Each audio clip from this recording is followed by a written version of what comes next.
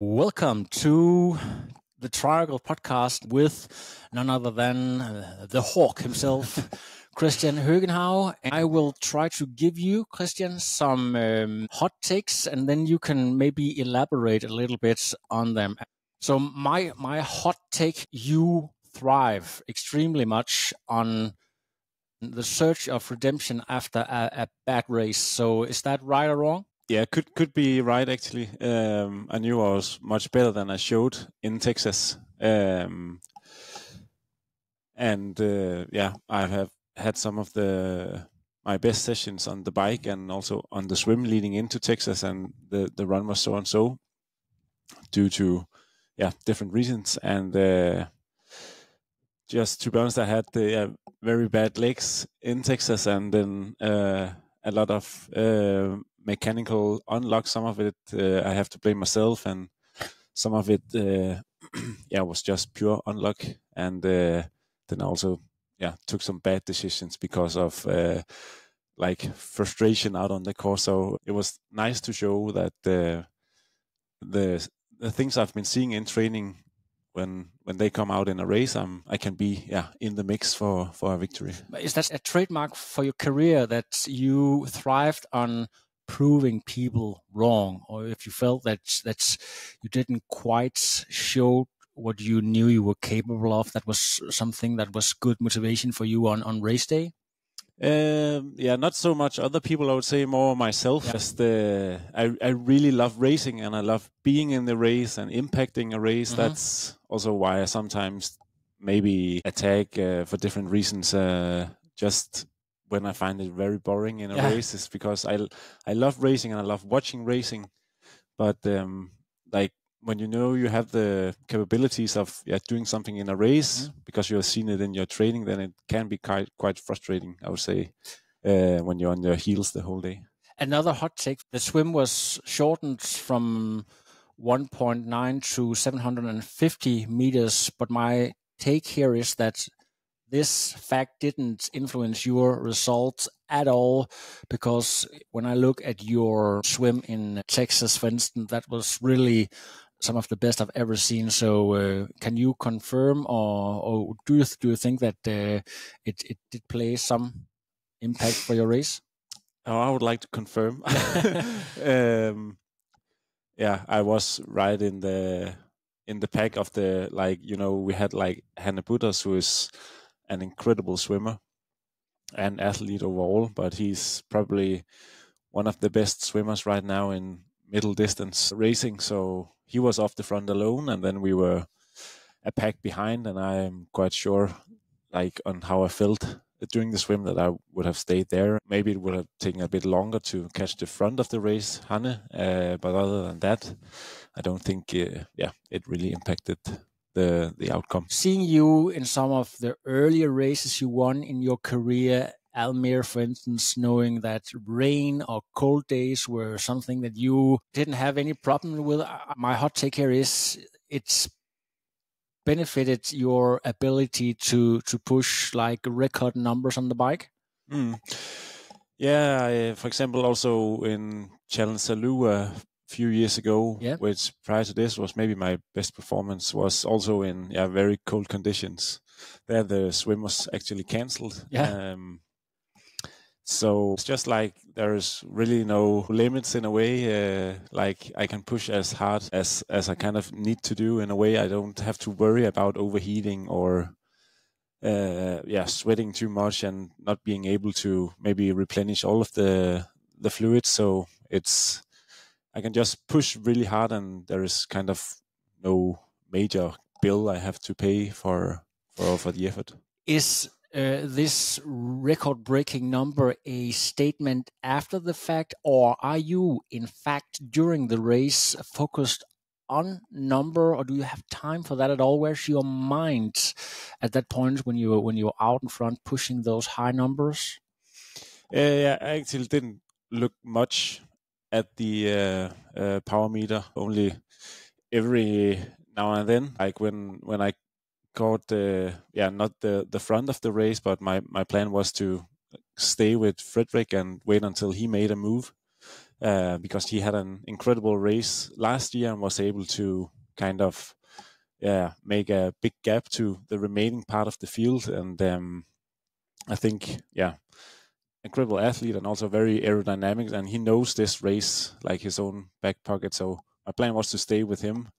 And after a few kilometers behind him, I looked at my power meter and said some maybe 330 watts, and I was like, I could feel my jaw was shivering. So I was like, okay, I have to kind of push quite a bit harder just to stay warm. And that's where I kind of made a surge to the front. Actually, I don't know what I pushed there, but it felt like hard but controlled in a way. And right when we caught Hannes was just as where we had to go over a little bridge, so like maybe the only little hill on the course. And so I just put it up a gear or two and then tried to push even harder there. And like whoever was able to go with me would be a nice partner in crime to kind of build a lead on the bike. Exactly. Yeah. Another hot take, and maybe also a little bit of a political statement, is the 20-meter draft rule. I believe you had close to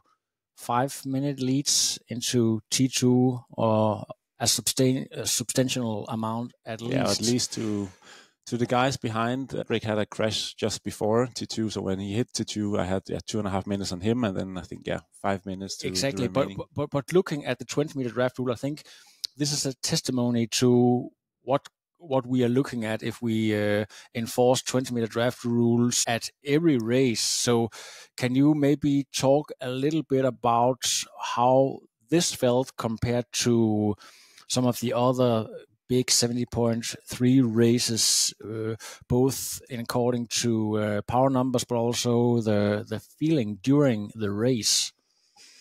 So I was being able to push quite a bit harder than I've done in the previous also just 70.3 in New Zealand. The guys behind you also have to work quite a bit more than when you're at 10 meters.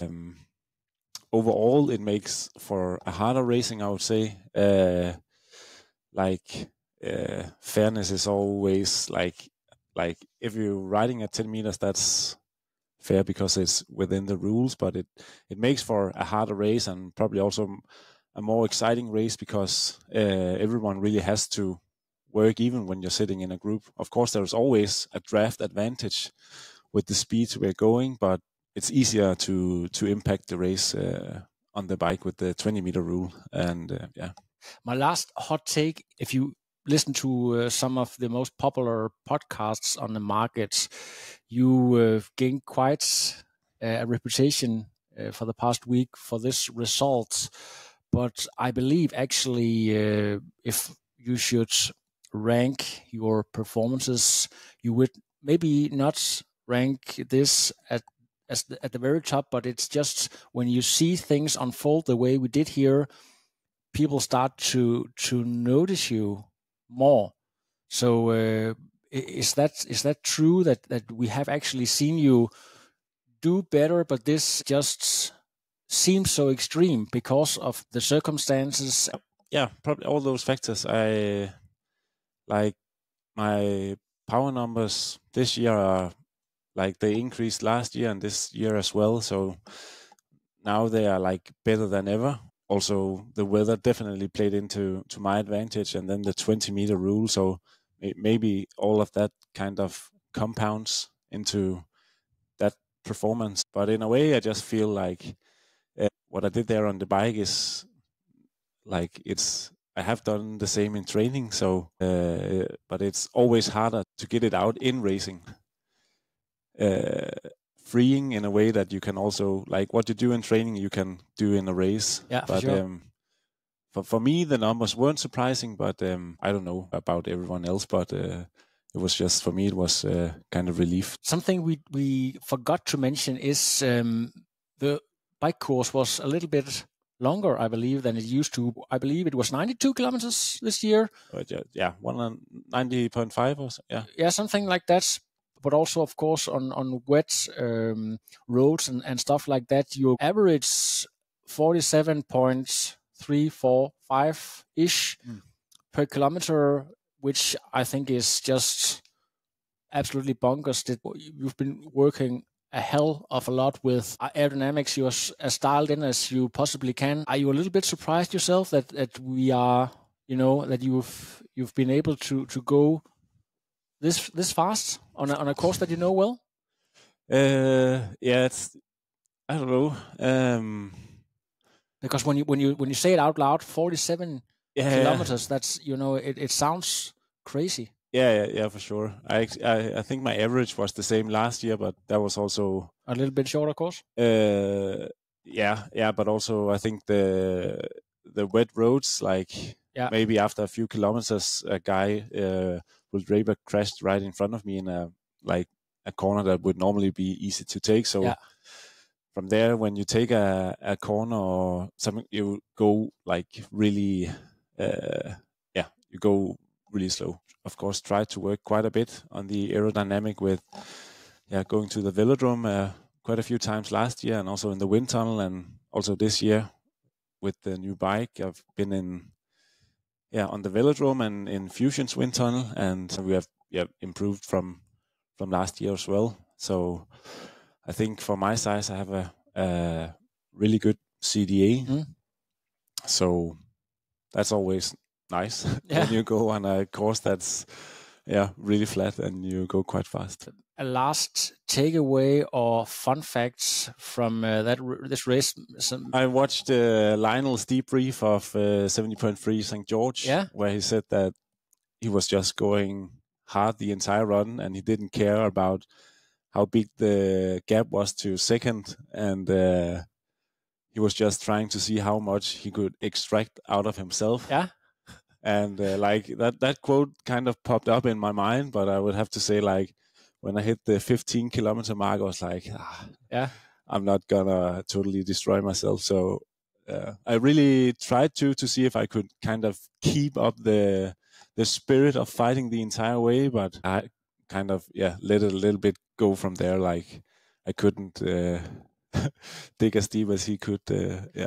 I think when Lionel finally leave his excellent career, he has a new future career in motivational speaking. There's a lot of good quotes from that guy. Yeah, you gotta love him. Yeah,